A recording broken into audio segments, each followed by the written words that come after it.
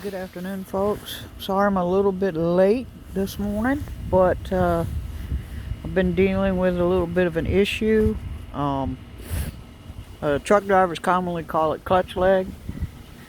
So my knee on Thursday just totally gave out on me. I mean, I could barely walk on it Thursday night when I got home. I had to take yesterday off because of it. Talked to the doctor. Doctor said, well, you're 60 years old. It's tendonitis mixed with arthritis, and it's going to flare up and go away on its own. Alternate heat and cold and blah, blah, blah, right? Muscle relaxers, blah, blah, blah. So I had a long day Thursday, a little bit longer than what I have typically been doing with the company. So it was a little bit of an eye-opener that I got to kind of adjust to my age, the type of things that I'm doing, which that happens to all of us as we get older. But anyway, that's what's going on with me this week. I just went out and just fed the chickens, and as you see, I took my tent down. That's why I'm a little bit late, because instead of that being a half-hour deal for me, it ended up being about an hour and a half, 2 hours, because I had to keep stopping and taking a break. I still have my ground cloth out because, as you can see, it's still dirty, so I've got to wash it again. But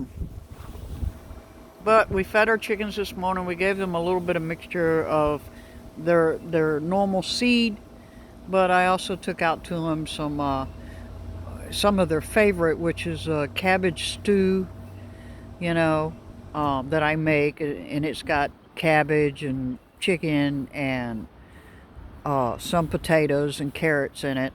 And I try not to feed them a lot of potatoes because potatoes are not good for chickens, but these are cooked potatoes, so they're not raw or anything. But they tend to really like that cabbage stew, and I just took out about a quart of cabbage stew, and they've almost ate it all up already. So they eat it fairly quickly.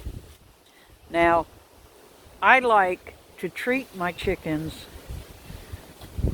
with regular food along with the variety of commercial food that you can buy. And give me just a second. Okay, sorry about that. So I'm out here sitting on the porch and got my generator. I got to work on my generator, but we're not going to do it this weekend because it is kind of windy out, and I'm kind of not feeling up to doing very much this weekend. I'm going to kind of take it easy like the doctor told me to. I have a knee brace which is supposed to be in FedEx to me. It should be here sometime today, which I'm supposed to wear for the next 7 to 8 days. Annoying. It's annoying when you get old. The dog is rolling in the dirt.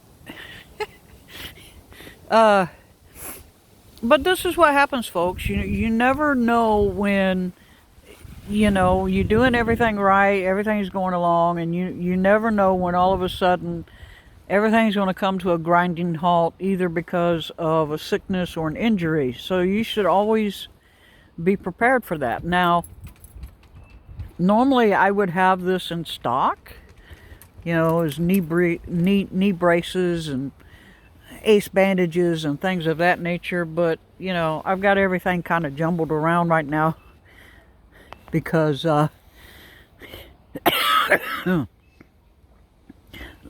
I'm also fighting a little bit of a cold. But last weekend I went up to Prepper Nurse One's place and took my tent down and did all that, and so I got soaking wet, which is why I think I'm kind of fighting a little bit of a cold now. But you need to be aware that this is going to happen, right? This is going to happen, and you need to be aware of that and be prepared for that. Um, which, like I said, I would typically have it right on hand, able to grab it and be able to use it, but it's in one of the boxes that I've put away, and I'll get to that later. Um, so one of the things that you need to keep on hand, though, and I will say this, is some kind of muscle relaxer, or typical ibuprofen, Motrin, things of this nature that you can take. Now, you can find herbal books out there where you can get this from nature. I don't do that. And we'll be honest, I don't do that. I keep a small stock of Motrin and ibuprofen on hand. Obviously, I'm allergic to Tylenol. That would be, for other people who aren't, that would be a good option. But I'm allergic to Tylenol, and so I have to watch what I take as far as it having acetaminophen in it. So you, especially if the grid goes down, you're going to be out, you're going to be working more. So the likelihood of you pulling a muscle, overstraining something is fairly high on the list. Like I said, I do have the supplies. I have them packed away. So, we had to go and have it FedEx to us. Now, even with an injury, things still have to be done around the homestead. And I think Patera said a lot to this past week on some of her videos, and I hope she's feeling better. Just because you don't feel good does not mean that your animals take a day off. They don't.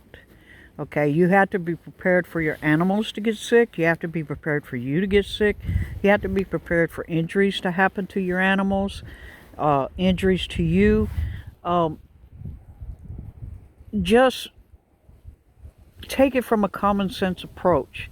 Have a few supplies. I'm not saying have a room full or an entire medical clinic at your house. No, I'm saying have a few supplies to be able to address the small things that are going to come up. So you might sprain a wrist. You might, like me, mess up your knee, right? You might twist an ankle. Something of this nature is going to slow you down. So be aware that even though you are slowed down, your animals are still going to be going full tilt. So homesteading requires a little bit of sturdiness and character, because just because you feel bad does not mean that the animals don't get fed and watered. They've got to be fed and watered. It's got to be done. It's work. Sometimes we don't feel like going out there and dealing with the animals. That happens. But it is work. It's just like if you have children in your home. Just because you feel bad does not mean that your children do not get fed that day. Right? They don't get cleaned that day. They don't get their bath that day or whatever. Right? Life doesn't stop just because you feel bad. Okay? So you need to take this into account in all of your mental preparations for things to come. And so that's what I wanted to tell y'all this morning.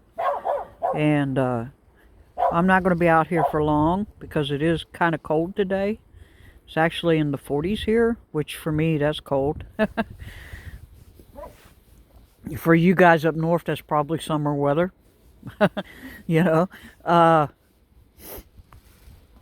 But yeah, just take a common sense approach to it. Just have a few supplies on hand, and please be aware Any medications that you put on your shelf, you need to be aware of the expiration date on those medications and research how long after that expiration date that medicine slowly degrades, because some medicines, once they hit the expiration date, can turn toxic. So please research that before you just stockpile a whole bunch of medicines and say, well, I'm good, I got all this. Some of those medicines will turn toxic on you, and if you take them, bye. Okay, so you need to do a little bit of research, and not just go hither thither, and just, I'm gonna buy this, I'm gonna buy this, I'm gonna buy this. Okay, I've got it. It's on the shelf. It's good. It's good. No, medications expire. Okay, all pharmaceutical medications will expire, and they all will degrade over time and be ineffective for fighting infections or whatever. So you need to be aware of that when you are building your medical supply kits. Okay, and with that, I'm gonna let you go because it is cold out here, and I'm having a problem not coughing, and I know y'all don't want to hear all that. So have a good day, and we'll talk at you next week. Bicycle.